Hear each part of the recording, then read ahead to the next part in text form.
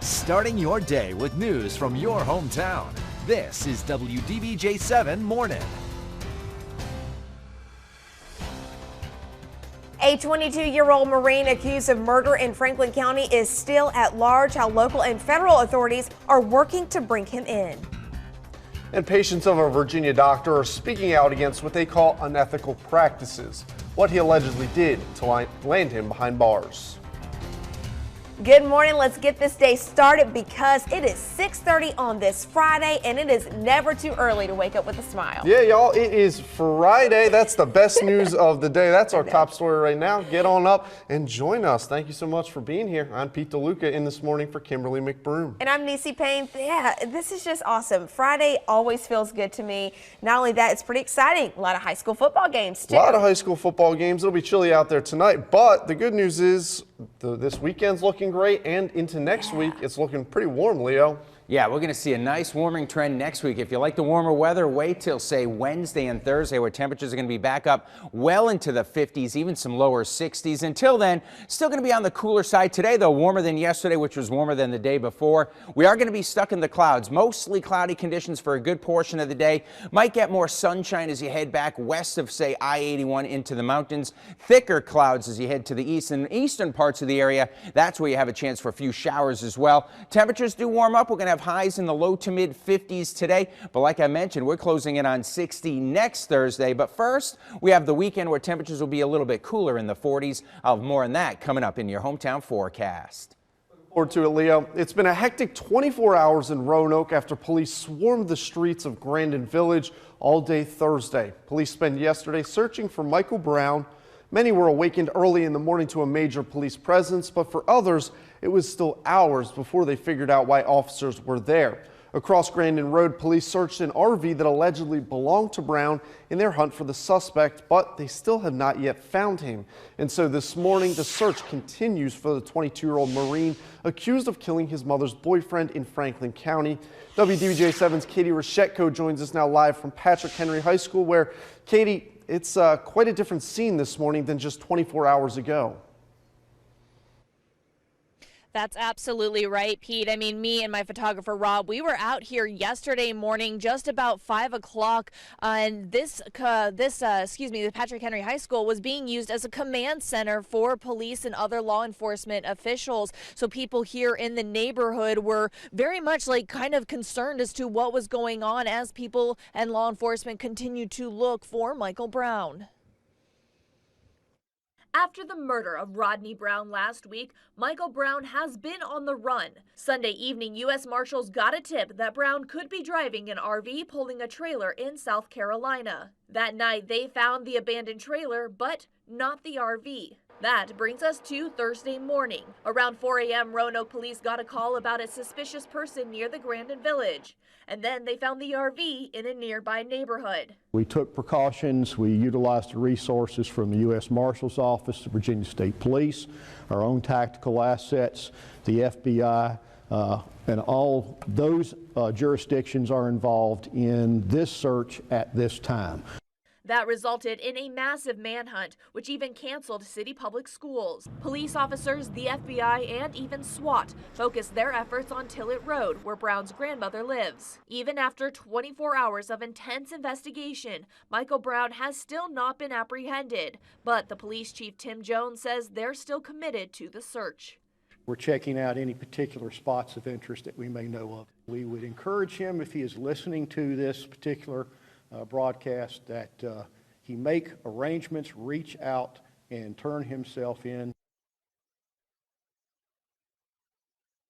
Yeah, now we do know that Roanoke City Public Schools will be back in class today, and of course, as this manhunt continues, we will keep everyone posted on air and online. Great news there that the students will be able to go back to school today, and a sign that some normalcy is starting to return to Grandin Village. All right, Katie Reshetko live for us this morning. Thank you very much, Katie. After being asked to shelter in place for much of the day Thursday, residents in Grandin Village have been given the all clear to head out and about. While some businesses stayed open throughout the events, many shops were dark after the restriction was lifted.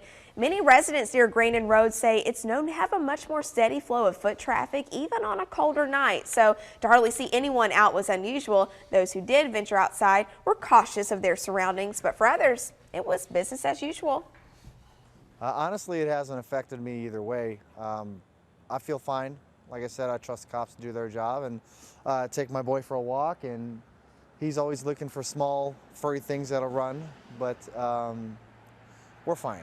It really hasn't bothered us at all. You are asked to be vigilant when you are out in that area. New this morning, we are learning new details about where Michael Brown stayed after allegedly killing his mother's boyfriend in Franklin County. Officials in South Carolina say Brown spent weeks at a rural campground in the state. It's about a half mile from where authorities found his abandoned vehicle. The owners of the campground say Brown checked in on October 24th. They say he was friendly, but mostly kept to himself, and they had no idea he was wanted for murder. The owners say he left shortly after midnight Tuesday, unnoticed and unannounced. We noticed him gone. Well, my wife was taking my son to school one morning, and we seen the trailer on the side of the road. And she come back by the trailer, and it was his trailer. And she come back and looked at the surveillance and seen that he left out. Still unclear why Brown chose that part of South Carolina, but it is clear he left that campground in a hurry. The owners there say he left without even paying. Since the murder of Rodney Brown this past weekend, we have been working to learn more about Michael. We know that Michael Brown served in the Marines as a combat engineer. He graduated from Franklin County High School in 2015. WDBJ7's Ashley Bowles spoke with a principal at his high school. Know that Michael Brown graduated from Franklin County High School in 2015. We also know he was stationed at Camp Lejeune in North Carolina as a Marine up until last month.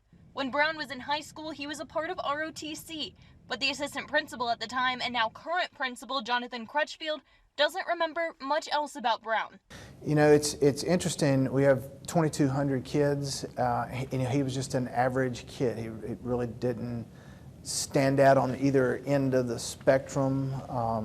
Certainly folks know him and remember him, and he's been a part of the conversation in the last week or so amongst our staff because they do remember him, but nothing extraordinary either way. Neighbors we spoke to off camera say they didn't know Michael, but some knew Rodney Brown, the 54-year-old man who Michael is accused of killing Saturday. Brown was seen on Saturday at this gas station. On Tuesday, these pictures were released from surveillance footage. Ashley Bowles, WDBJ7. We have been following this story since Rodney Brown's murder on Saturday and will continue to follow up as the search for Michael Brown continues. For the latest updates, you can visit our website, WDBJ7.com, or join us at 7 on WZBJ 24. This story has been getting national attention. If you stay here on WDBJ7, coming up at 7:11 on CBS This Morning, Chip Reed will report live from Roanoke. New developments, more patients of a Virginia doctor arrested for performing unnecessary surgeries are speaking out against him. Javaid Perways will stay in jail after a judge decided he would not get bond. Now, 14 current and former patients are taking legal action against Perways. Now, they accuse him of performing multiple surgeries on them that they didn't need and causing permanent damage. He started off with me when I was about 16 years old, stating that I had HPV and he had to do surgery for that. He went from HPV to cervical cancer with me, telling me he was going to remove cervical cancer cells, and I had about 6 or 7 of them surgeries with Dr. Perways.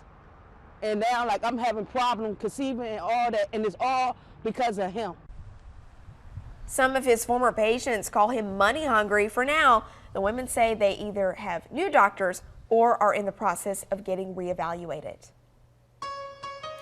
Taking a turn now to your hometown forecast, meteorologist Leo Hirschbrenner. Leo, I know you got some great news for us that we're looking for a nice weekend here and even better weather in the week to come. Yeah, we're going to see lots of sunshine for the most part this weekend. Temperatures a little cooler, but then that warming trend everybody's talking about heads our way next week, where temperatures are going to be closing back in on 60 toward Thursday. Today, though, temperatures low to mid 50s, but we're going to see a lot of clouds across the area. More clouds Monday into Tuesday with a chance for a stray shower overnight. Temperatures, though, each afternoon warming up until we end up near 60 on Thursday. This warming trend was a bit of a surprise to me. I thought the winter weather was here to stay. So. I was hoping it was, but it wasn't. Okay. I'm just glad we're not talking about snow. I'll take the 60s and sunny. Okay, I'm just in the middle here. I'm just gonna go straight down the middle. I'm glad that we're just here. Okay. We're having weather. We are having weather. It's better Come than on, not Lizzie, don't beat having around the weather. bush. You know? Look. I know you're going to take my side on this Okay, I kind of want to take his side on it. Everybody does. I've been so cold lately, but once winter is officially here, I will totally be all in. All right. Okay, is that cool? I'll work with that. That's a fair Are you okay? compromise. All right, good, think we because can I live am with in the that. middle here. Well, a pair of Grammy-winning artists are taking on hosting duties. It's all the talk in What's Trending, so stay with us. Let's take a look at what's trending this morning. SpongeBob is on a quest to find his missing pet and meets some new friends along the way. In the first trailer for the SpongeBob movie, Sponge on the Run, SpongeBob and his best buddy Patrick journey deep into the sea to the lost city of Atlantic City to find his pet snail Gary, who was possibly snail snapped. The movie hits theaters in May. Alicia Keys has agreed to return as Grammy Awards host in February. She'll be the first female music star to repeat as Grammy host, and Sierra has been tapped to host the American Music Awards coming up on Sunday, November 24th. And a 60-pound tortoise named Tucker is back home with his owner, safe and sound, after going missing for a whole week in the wake of a tornado in Florida. Tucker wandered more than a mile away from home into a woman's driveway. A post on social media helped to reunite Tucker and his mama. It is 6:53 and time now for a look at some of today's top stories. We're continuing to follow the manhunt of Michael Brown, accused of murdering his stepfather last week. Let's take a look at the timeline of events. Brown was a combat engineer at Camp Lejeune in North Carolina. He deserted his post around October 18th and was seen around Franklin County the following 2 weeks. Just before noon on Saturday, November 9th, Rodney Brown was found shot to death at his home in Hardy. The sheriff's office named Michael Brown a suspect and believed he could be driving a Lincoln Town car. Sunday evening, U.S. Marshals got a tip that Brown could be driving an RV pulling a trailer in South Carolina, and that night they found the trailer, not the RV, abandoned with the town car inside. That brings us to yesterday. Shortly after midnight Thursday, Roanoke police got a call about a suspicious person, and officers found the RV in the Grandin neighborhood. And now WDBJ7's Katie Rochetko picks the story up from there. Katie, you're at Patrick Henry High School. What happened after the RV was found? Well, Nisi, Patrick Henry High School was actually used as the command center for law enforcement officers because of its central location to where that RV was found here in the Grandin Village. So here's kind of what has happened since that RV was found. Now, as they surrounded the RV and began canvassing the neighborhoods, residents were told to shelter in place, and Roanoke City Public Schools were canceled. Many daycares and businesses also closed their doors. As the day continued, police fielded calls from around the city of reports of possibly seeing Michael Brown, but a majority of their efforts were concentrated on the RV found on Tillett Road, where Brown's grandmother lives. Now, after 12 hours of searching, the shelter in place was lifted, but Brown has still not been caught. Now, today we are told that Roanoke City Public Schools will be back in session today, so kind of crazy just how much has changed in the last 24 hours from this building right here being filled with law enforcement officers to today it'll be filled with students. Yeah, Katie, the search continues today, a very intense search. Hopefully it will end very soon. Katie, thank you so much for all of your updates and doing a great job covering this story.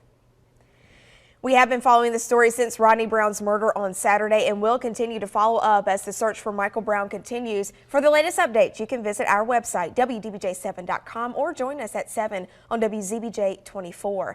This story has been getting national attention. If you stay here on WDBJ7, coming up at 7:11 on CBS This Morning, Chip Reed will report live from Roanoke.